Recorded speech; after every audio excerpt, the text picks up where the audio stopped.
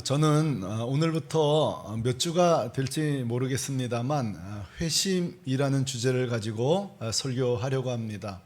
사실 회심이란 단어는 우리 기독교만 쓰는 용어는 아니에요. 마음이 돌아가다, 어느 종교에서 다 쓸 수 있습니다. 특별히 우리가 말하는 회심은 우리 마음이 주님께 돌아간다는 뜻으로 사용합니다. 보통 우리는 구원이란 단어를 더 많이 쓰기도 하죠. 자, 언젠가 제가 회심이란 주제로 꼭 설교를 해야 되겠다 마음을 가지게 된 배경이 되는 두 사건을 먼저 여러분에게 소개하겠습니다. 첫 번째 사건입니다. 제가 또렷이 기억합니다. 적어놨으니까요. 2013년 8월 12일입니다. 81세 된 남성에게 제가 복음을 제시하고 병상세를 주었습니다. 사진이 나오죠. 자녀들이 찍어준 사진인데요. 이때 둘러앉는 자녀들이 다 울고 감격했던 이유는 특히 그 지방에서 올라온 둘째 아들은 우리 아버지가 예수 믿지 않을 거라고 평생 생각했던 터라 그 감격과 놀람은 더 컸지요. 자, 그리고 이 81세 된 이 남성은 몇 개월 후 천국에 가셨습니다. 생각해보면 그야말로 생애 끝자락에서 예수님을 만났다 하겠습니다. 이 사건 후 제가 얼마나 이 일이 감격스럽고 제 마음이 감동이 되든지 며칠 후에 우리 친지들 모임이 있을 때에 이 소식을 제가 감격스럽고 감동적으로 친지들에게 이야기했으나 우리 친지 중 한 분은 아주 냉랭하게 저에게 반문하였습니다. 이런 것입니다. 아니, 겨우 영접 기도를 따라했을 뿐인데 어떻게 그게 구원이 가능하냐고. 그분이 지금 영접 기도를 했지만 삶의 열매를 확인한 바가 없는데 어떻게 천국 갔다고 이렇게 선언해 줄 수 있느냐, 저에게 반문하였습니다.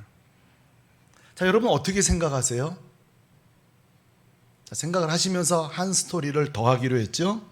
또 하나 사건은 이것입니다. 그때도 동일하게 한 젊은 남자 형제에게 저는 복음을 제시하였고 그에게 주 예수의 구주되심 다 설명을 충분하게 할 때에 그 형제는 너무 감격스럽죠. 그 순간에 그 자리에서 저를 따라 영접 기도를 했고 주 예수를 자신의 개인 주로 영접하였습니다. 문제는 그 다음 주부터입니다. 몇 주 지나지 않자 이 형제는 주일을 교회에 나오지 않기 시작했습니다. 바빠서 그런가 보다 했는데 청년부 소모임도 나오지 않기 시작했습니다. 그리고 예배도 또래 모임도 안 나와도 소그룹은 안 나와도 또래 모임은 꼭 나오거든요. 근데 그 모임도 어느 순간에 나오지 않기 시작했습니다. 결자 해지하는 마음으로 복음도 내가 전했으니 AS도 제가 해야 되겠다는 심정으로 그 담당 사역자에게 맡기지 않고 제가 직접 만나 그 복음을 다시 점검하려는 순간 이 남자 형제가 선수 쳐서 저에게 이렇게 얘기했습니다. 목사님, 걱정하지 마세요. 걱정하지 마세요. 저는 예수 지금 믿습니다. 구원 받았습니다. 하지만 지금부터 그렇게 열심히 교회 생활할 마음은 없습니다. 우리 엄마처럼 그렇게 교회에 목매어 살고 싶은 마음은 없습니다. 그러나 제가 꼭 돌아올게요. 이 꼭 돌아올게요. 이게 어디서 많이 들었나 해보니까 터미네이터에 나오잖아요. I will back. 거기서 들었던 대사더라고요. 내가 언젠간 돌아오겠다. 자, 상도 여러분, 저는 제가 왜 회심 설교를 오늘부터 하기 시작했는지 배경되는 두 스토리를 이야기해 드렸는데요. 사실은 이것은 두 스토리가 아니라 두 가지의 구원관입니다. 두 구원을 관련된 두 가지 관점이라고 해야 될까요? 여러분, 제가 설명드린 이 두 관점에는 각각 장점, 단점, 문제점들이 있습니다. 한 번씩 해보겠습니다. 첫 번째 뭐라고 그랬죠? 어떻게 영접 기도만으로 구원받을 수 있냐? 부족하다. 그 사람이 지속적으로 꾸준히 살아가는 삶의 변화가 있어야 구원받은 자다. 여러분 어떻게 생각하세요? 그러니까 슬그머니 믿음을 강조하지만 우리 중에 믿음 생활하다 엉터리 사는 사람 많잖아요. 그러니까 이걸 보완하는 건 좋지만 어느 순간에 믿음에다가 행위를 슬쩍 걸쳐놓은 거예요. 아니, 어느 순간보다는 예수 믿음보다는 행위를 더 강조하기 시작하는 거죠. 자, 이 구원관에는 장점이 있어요. 어떤 장점이 있죠? 오직 예수만 믿으면 구원받는다에다가 네가 지속적으로 믿음으로 살고 삶이 있어야 된다고 하니 긴장이 생기는 거예요. 내 구원에 긴장이 생긴다고요. 예수만 믿으면 구원받는다고 알았는데 삶이 지속적으로 변화가 있어야 한다고 하니 두려움도 생기고 긴장이 생기니 함부로 살겠어요? 다소 유익이 있어요. 그러나 단점이 있어요. 아까 말씀드린 대로 우리가 오직 예수 십자가 은혜로 구원받는다고 하는 사실이 은근슬쩍 훼손될 수 있는 거예요. 거기에 행위가 들어옵니다. 삶이 들어옵니다. 결국은 오직 십자가, 오직 믿음에서 의도는 그게 아닐 수 있을지 몰라도 어느 순간에 매일매일 내 구원을 걱정하고 내가 오늘 하루 저녁에 잠자리 들 때 오늘 내 구원은 뒤로 퇴보된 거 아닌가? 이러다가 구원받지 못한 건 아닐까 하면서 뒷걸음질 치게 되는 거예요. 우리는 이 신앙을 알미니안주의라고 해요. 여러분, 알미니안주의가 뭐죠? 구원의 출발은 예수님께서 구원의 문을 여셨으나 완성은 인간이 회개하고 노력함으로 증명해 내야 된다는 거예요. 저는 이 말이 이해는 되어져요. 효과도 있어요. 신앙생활에 긴장도 주고요. 그러나 어느새 오직 믿음에서 이탈한 거예요. 오직 십자가에서 이탈하는 거예요. 성도들을 꼼짝달싹 못하게 잡아두고 믿음을 잘 만들 수는 있을지 몰라도 믿음은 훼손되는 거예요. 우리가 성도들을 믿음 생활 잘 만들기 위해서 목회자들이 새벽 기도도 몇 회 이상 해야 되고 뭘 해야 되고 뭘 규칙을 만들다가 어느새 구원의 문을 좁혀버릴 수 있는 거예요. 하나님의 그 구원의 부요함을 닫아버릴 수 있다는 거죠. 죄송하지만 오늘날 책을 읽든지 유튜브 설교를 보면 어느새 우리 그 개신교 장로교 안에도 오직 예수가 아니라 은근슬쩍 알미니안주의들이 굉장히 많아요. 굉장히 많아요. 의도는 이해는 되나? 그 방향은 이해는 되나? 두 번째, 나는 예수 믿고 있어요, 목사님. 걱정하지 마세요. 그러나 지금 열심히 할 마음은 없어요. 지금 우리 엄마처럼 교회에 매어 살고 싶진 않아요. 자, 이것은 뭐냐면 장점은 있죠. 오직 믿음으로 구원받는다는 확신은 있는 거예요. 그렇죠? 오직 예수, 오직 믿음. 장점이 있어요. 또 어떤 장점이 있는지 아세요? 사단이 우리를 계속 공격해요. 야, 요즘 네가 기도 생활 안 하고도 구원받은 거냐? 네 요즘 행실을 봐, 네 삶을 봐. 그렇게 엉터리 사는데 구원받은 거냐? 이럴 때에 퇴치할 수 있어요. 오직 믿음으로 구원받는 거니까. 그런데 여러분, 여기에 치명적인 약점이 있어요. 뭐죠? 뭐 어차피 나 구원받았는데, 너 그렇게 살면 안 되지. 또 회개하면 되지. 어차피 나 구원받았는데 나 뭐 또 회개하면 되지. 여러분, 우리는 이것을 싸구려 구원이라 그래요. 값싼 은혜라 그래요. 이 단점은 우리가 예수를 믿고 십자가 은혜 구원받았으면 구원받은 이후에 내가 주를 위해 살아야지. 마땅히 아버지께 예배드려야지. 그런 마음이 들지 않은 채 어느 순간에 내가 되면 믿음 생활 잘해야지. 이런 삶은 치명적으로 그의 구원은 늘 조롱받기 딱 상식이에요. 아유, 예수 믿는 사람이 왜 저래? 교회 다니는 사람이 왜 저래? 우리가 왜 이런 얘기를 듣죠? 내가 믿음으로 구원받았다는 확신은 이것도 정말 진정 확신인지 모르겠으나 어차피 구원받았는데 에이, 뭐 회개하면 되지. 이들을 우리는 누구라고 말하면 구원파라고 말해요. 구원파. 여러분, 구원파가 뭡니까? 예수님께서 과거의 내 원죄, 요즘 짓는 죄, 미래의 죄까지 용서했으니 십자가를 의지하는 사람은 더 이상 회개하면 안 된다는 거예요. 이게 여러분 얼마나 좋아요. 십자가의 능력을 얼마나 강조하는 거예요. 그러니까 구원파에서는 회개하면 십자가를 안 믿는 거예요. 앞으로 지을 죄까지 용서하셨다는 거예요. 그러니까 막 너무 감격스럽잖아요. 이 세상에 예수의 보혈이 오늘, 과거, 오늘, 앞으로 지을 죄까지도 용서하셨대. 논리적으로는 맞으나 성경에 또 하나는 놓치고 있죠. 뭐죠? 날마다 우리가 회개하는 거예요. 할렐루야. 여러분, 제가 지금 설명드리는 결국 둘 다 이 회심은, 이 구원과는 둘 다 오해가 있고 잘못 이해하고 있는 거예요. 하나는 행위를 강조하고 있고 하나는 행위를 무시하고 있어요. 그렇다면 성경적 회심은 뭐고 개혁주의적 올바른 반듯한 구원과는 무엇일까요?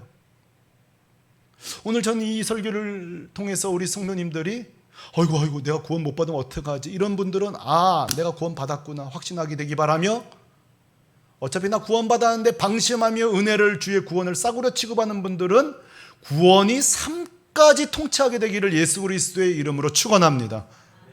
오늘 그렇다면 진정한 회심, 성경적 구원은 무엇일까? 예수님이 오늘 친히 우리에게 정확하게 가르쳐 주십니다. 오늘 14절, 15절 오늘 본문을 읽을 때에 여러분은 반드시 세 가지를 발견하실 수 있기를 바라요. 자, 14절, 15절. 14절은 우리 형제들 읽으시고 15절은 자매들 읽어주시죠. 14절 형제들 시작. 요한이 잡힌 후 예수께서 갈릴리에 오셔서 하나님의 복음을 전파하여 이르시되 때가 찼고 하나님의 나라가 가까이 왔으니 회개하고 복음을 믿어라 하시더라. 아멘. 세 가지 발견하셨습니까?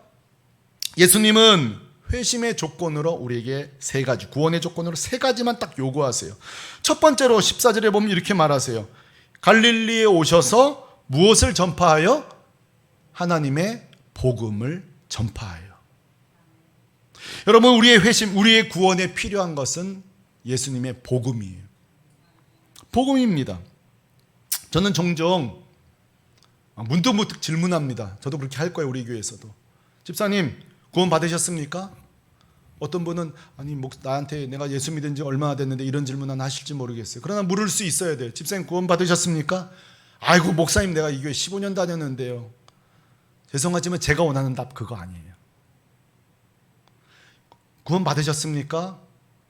아니요 목사님, 15년 다녀요가 아니라 예 목사님, 나는 복음을 알고 있고 믿습니다, 이렇게 대답하셔야 돼요. 여러분이 저에게 목사님 구원 받으셨습니까? 제가 예, 저희 아버지도 목사고 저도 목사입니다. 삑, 오답이에요. 저는 이렇게 대답할 수 있어야 돼요. 예, 저는 목사여서가 아니라 저는 복음을 알고 있고 복음을 믿습니다. 그렇게 말할 수 있어야 돼요. 자, 안수 집사님, 장로님, 모두에게 질문할 때에 예, 저는 장로입니다, 권사인데요. 아니요 그렇게 대답하시면 안 돼요. 저는 복음을 알고 있습니다. 복음을 믿고 있습니다. 첫 번째로 회심, 구원은요, 이 건물이랑 교회 제도랑 이런 거는 하나도 관계가 없어요. 구원은 복음이랑 관계가 있어요. 그러니까 오늘 14절에 갈릴리에 오셔서 제일 먼저 한 거는 건물을 세우는 일이 아니었어요. 예수님이 제일 먼저 하신 일은 하나님의 복음을 전하여 그랬어요. 여러분, 복음이란 말은요, 한마디로 우리 한문에 보면 복된 소식이에요. 복음. 헬라어로 유앙겔리온 그랬는데 가스펠, 좋은 소식, 복된 소식이에요. 근데 여러분 그거 아세요? 항상 동화책을 보든 뭘 보든 좋은 소식은 먼저 나쁜 소식이 있어야 그게 좋은 소식이 되는 거예요. 예를 들어 볼까요? 당신은 암입니다. 얼마나 나쁜 소식이에요? 걱정하지 마세요. 당신에게 치료제가 있습니다. 좋은 소식이에요. 내가 대학에 떨어졌어요? 나쁜 소식이에요. 아니요, 너도 갈 대학이 있습니다. 좋은 소식이에요. 집이 없는 자에게 얼마나 좀 속상한 일이에요? 아니요, 당신도 들어갈 수 있는 집이 있습니다. 좋은 소식이에요. 항상 여러분, 좋은 소식은요, 절망의 소식에서 시작돼요. 나쁜 소식이 시작돼요. 복음도 마찬가지예요. 여러분, 복음의 출발은요, 사실은 절망의 소식부터 시작되는데요, 바로 이것입니다. 한번 따라 하시죠. 나는 죄인입니다. 죄송스럽지만 앞뒤자로 당신은 죄인입니다. 별로 기분 안 좋으시죠? 아침부터 말이야. 네. 여러분이 당신은 죄인입니다, 나는 죄인입니다, 이건 사실은 현대인들이 가장 거북스러운 말이에요. 전도하다가 요 문장에서 항상 고만하시죠? 중단되는 지점이에요. 당신은 죄인입니다. 그러나 여러분, 오늘 영상을 보신 여러분, 우리 한번 다 정직해 보세요. 내가 알고 내 양심이 알아요. 우리가 솔직히 말해서 우리 자신을 볼 때, 타인을 볼 때, 우리 가족을 볼 때에, 내 은밀한 내 시간, 은밀한 내 행동을 볼 때에, 내가 살아온 인생을 볼 때에 누가 내가 죄인이 아니요 할 수가 있겠어요? 진짜 정직한 사람은 나는 죄인이다, 사회학적으로, 인간관계적으로 말할 수 있어야 돼요. 얼마 전에 소천한 이호령 씨는 이랬어요. 인간을 향한 가장 적절한 표현은 나는 어쩔 수 없는 죄인이다. 지성인은 이렇게 말할 수 있어야 돼요. 여러분, 그 신세계를 책을 쓴 올더스 헉슬리는 그랬어요. 지성인이라면 세상에서 가장 위험한 존재는 암이나 핵이 아니라 사람임을 인정해야 한다. 혹자가 그러대요. 우리는 죄인입니다. 그 말을 사람들이 싫어하는 이유는 사실이기 때문이래요. 우리가 누가 농담하면은 벌컥 화내는 이유가 뭔지 아세요? 사실이거든요. 사실이기 때문에. 여러분, 소크라테스가 그 말했죠? 내 자신을 알라. 왜 이 소크라테스가 이 말했죠? 그 당시는 소피스트라는 이런 자들이, 말 제주꾼들이 삶은 부도덕하고 엉망진창이면서 말로 살아가는 철학자들을 해서 소크라테스가 이렇게 말한 거예요. 제발 네 자신을 좀 알아라. 그 말자랑 뒷면에 엉터리 방터리로 살아가는 너의 죄악된 삶을 안다면 너의 자신을 알아라. 잔 칼빈이 그랬어요. 우리 자신을 참으로 알면 알수록 자기 신뢰가 없어진다 그랬어요. 이게 정직한 고백이에요. 이번 주 우리 교회 이제 교회 나오신 한 1년 되신 새 가족과 제가 문자를 주고받으면 이런저런 문자를 주고받다가 이분이 저한테 뭐라고 답장을 문자를 보내시는 거 아니? 이렇게 그대로 읽어드릴게요. 부족한 성도를 환대해 주셔서 감사합니다 그러는 거예요. 제가 뭐라고 답장했을게요? 뭐라고 했을까요? 부족한 목사가 있는 교회 잘 오셨습니다 그랬어요. 저는 그분이 정직하다고 생각해요. 대부분 새 가족들이 내가 이 교회에서 스페셜 대우를 받기를 원하세요. 많은 목회자들이 스페셜 대우를 받기 원하세요. 그러나 진짜 하나님 앞에 제대로 서는 사람은요, 이 말밖에 없어요. 목사님, 부족한 성도를 대해 주셔서 감사해요. 이게 정직한 고백이에요. 제가 반복해서 말씀드린다만 우리 성도들이 정말 성숙했다는 특징은요, 자기를 하대할 수 있어야 돼요. 내가 얼마나 엉터리인지 다른 사람에게 유머로 말할 수 있어야 돼요. 누군가 나를 비난할 때 이렇게 말할 수 있어요. 고마운데, 그것도 웃기죠. 날 비난해. 난 사실 훨씬 나쁜데 그 정도로 욕해줘서 고맙다고. 훨씬 나쁜데 사실은. 여러분, 이게 우리의 현 주소예요. 자, 복음은 여기서 시작되는 거예요. 나는 죄인이다. 제가 지금 사회학적으로 관계적으로 설명했습니다만 성경적인 관점의 죄인은 뭐예요?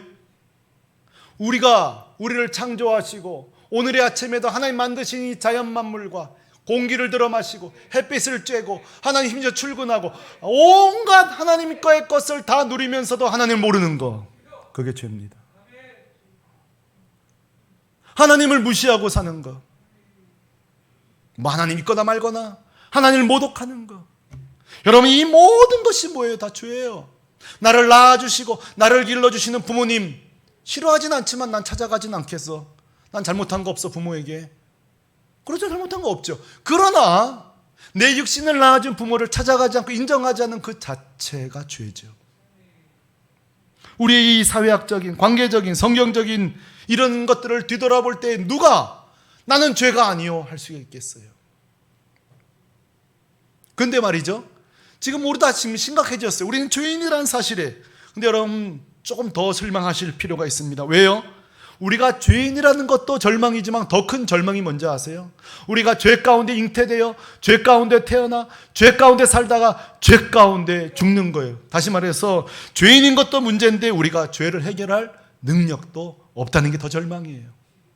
사실 내가 암이에요. 근데 더 절망이 뭔지 아세요? 고칠 치료제가 없다는 거예요. 그렇잖아요. 아무리 큰 병에 걸려도 치료제만 있으면 되는 거 아니에요? 근데 여러분, 우리가 죄인인 게 문제가 안 될 수 있어요. 해결하면 되니까. 하지만 왜 우리가 절망인지 아세요? 우리가 죄인인 것도 문제이나 죄를 해결할 해법이 없다는 거예요. 히브리서 9장 27절은 이렇게 우리에게 선언해요. 한 번 죽는 것은 사람에게 정하신 것이요 그 후에는 심판이 있으리니.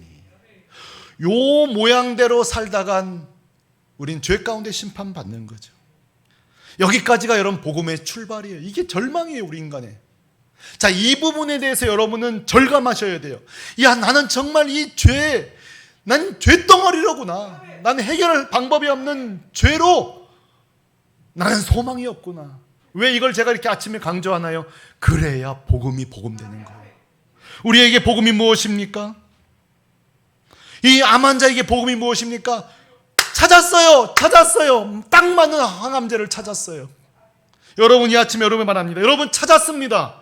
여러분, 우리에게 구원의 길을 주셨습니다. 그게 뭔지 아세요? 하나님이 우리를 포기하지 않기로 하신 거예요.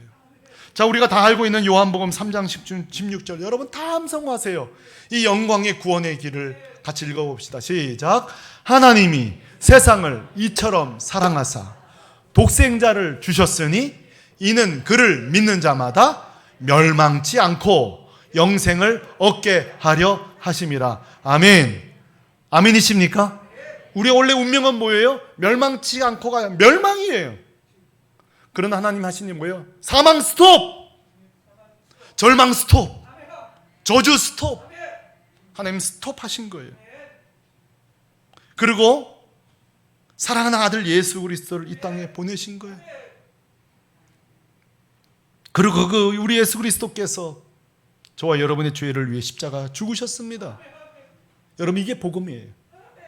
누구든지 예수를 믿는 자에게 죄사함을 주십니다. 용서를 주세요. 자, 사랑하는 성도 여러분, 중요한 지점에 도달했습니다. 자, 회심이란 뭔지 아세요? 아, 나에겐 소망이 없구나. 절망한 후에 내가 예수로만 구원받는구나. 내가 예수만이 나에게 생명이구나. 나의 죄인됨을 인정하고 회개하고 예수가 나를 위해 십자가 죽었고 예수를 믿는 자에게 구원을 주시는 것을 믿는 것이에요. 여러분, 이 아침에 묻겠습니다. 여러분, 예수님을 믿습니까? 아멘. 그러므로 구원은, 회심은 자격 없는 나를 의지하는 게 아니에요. 또다시 그 믿음의 행위를 섞는 게 아니에요.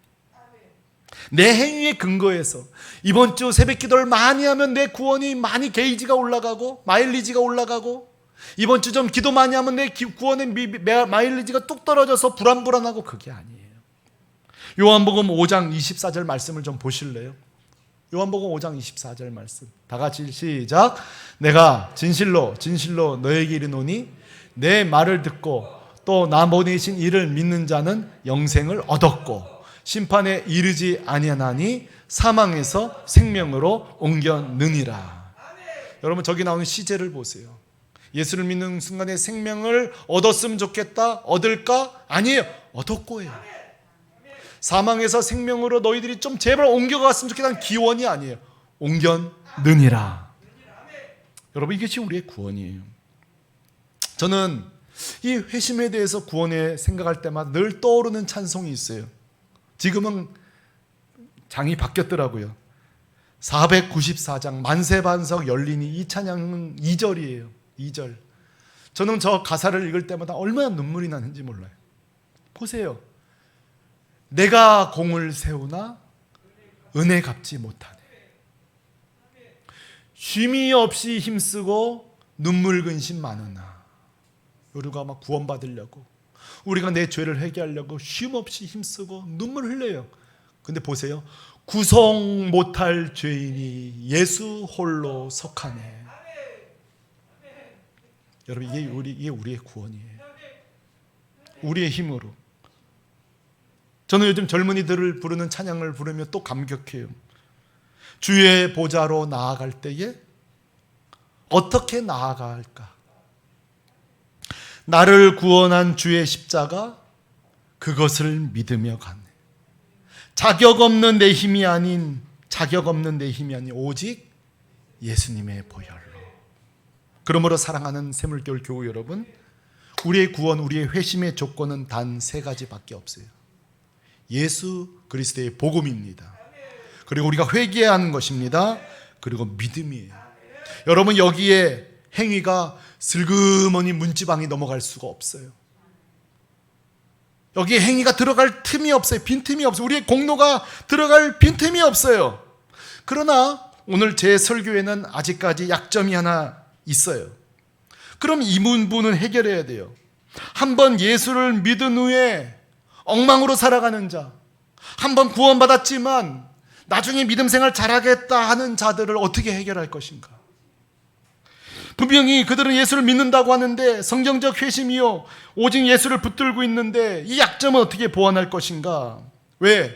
이들은 지금 그 예수를 닮고자 하는 의지를 패싱하고 있기 때문에, 값싼 구원으로 인하여 오히려 세상 사람들에게 조롱받고 있기 때문에, 여기에서 행위는 제하는 것은 우리가 성공했으나 그렇다면 이들이 어떻게 예수 믿은 이후에 삶으로 살아가게 만들 것인가? 아직 숙제가 남아있어요.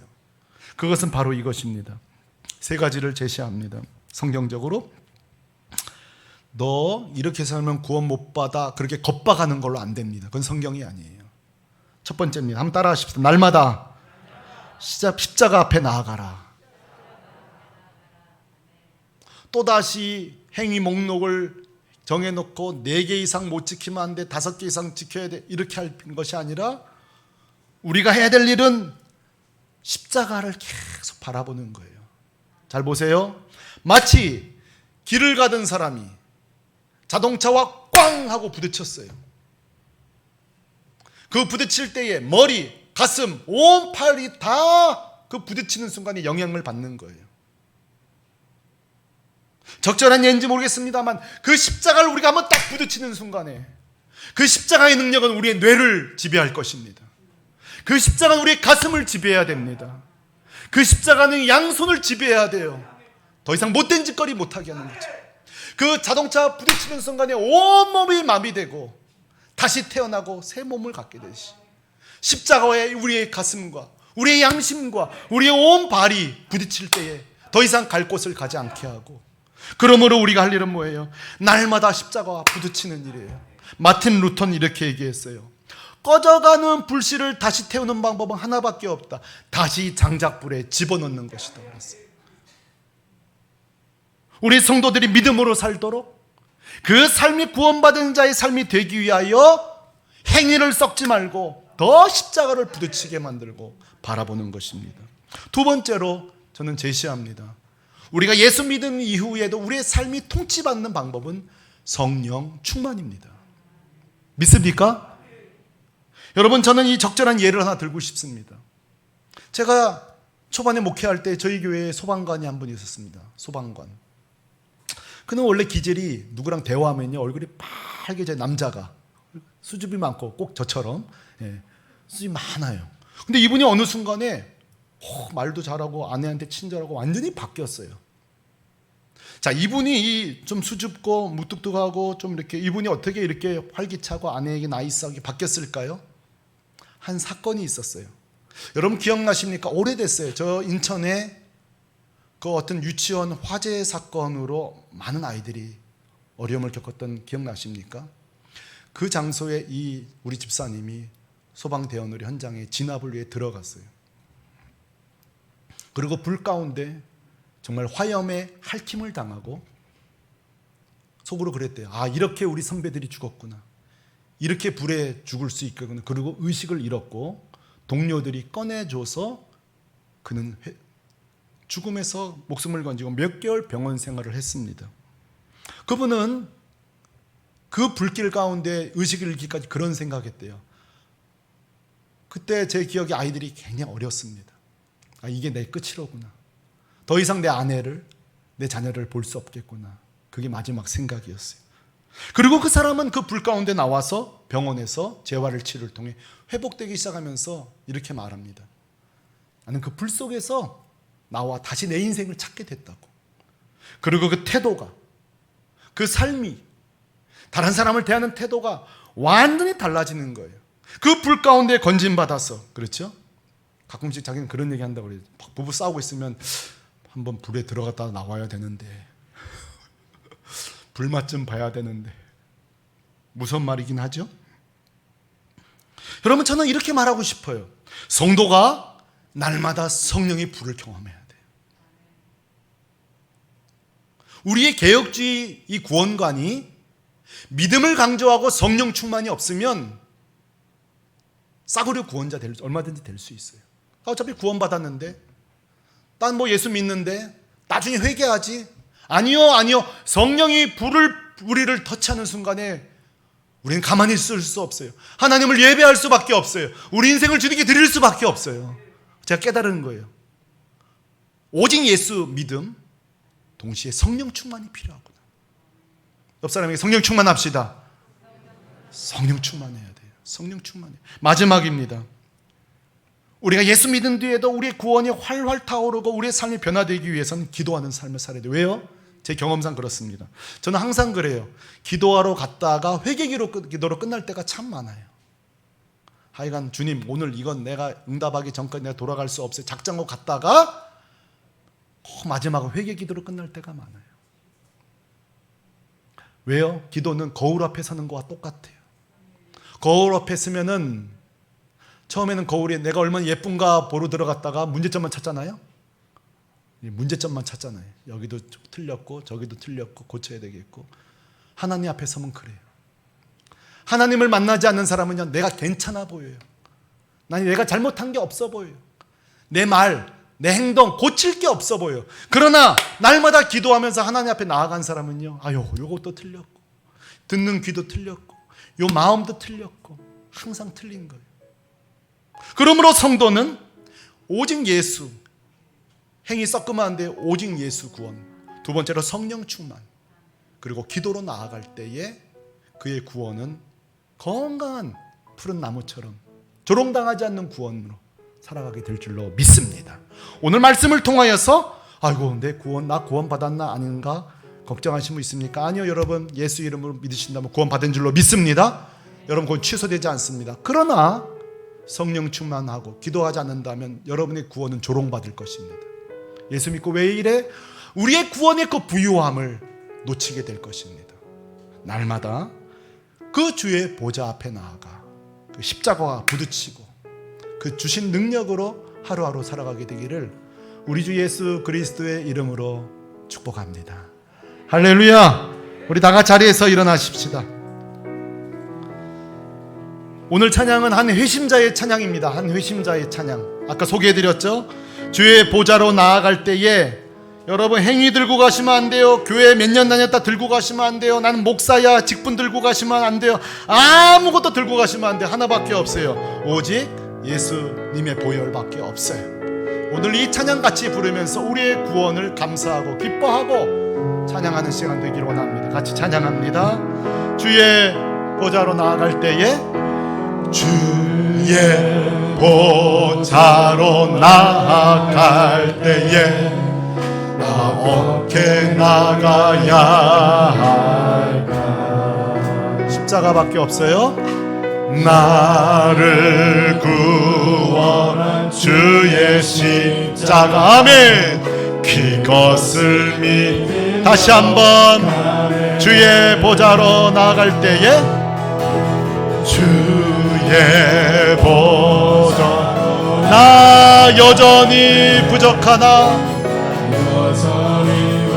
여러분, 부족해도 아무 상관없어요. 나를 품으신 그 사랑, 나를 품으신 주의 그 사랑, 그것을 믿으며 자격 없어도 상관없습니다. 자격 없는 내 힘이 오직 예수, 오직 예수님의 보혈. 자격 없는 내 힘이 아닌 자격 없는 내 힘이. 우리 큰 소리로 선포합시다. 오직 예수님. 우리 오른손 들고 주의 보혈을 찬양합시다. 할렐루야. 십자가의 보혈, 완전하신 사랑 힘입어 나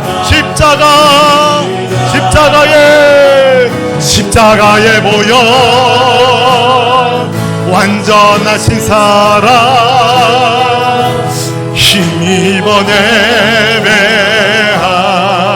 예배하니. 자, 사랑하는 성도 여러분, 다 같이 한번 기도할 텐데, 여러분 우리 새물결교회 굉장히 다양한 분들이 계신 거 아세요? 이 중에는요 아직까지 예수님이 누군지 모르는 분도 있어요.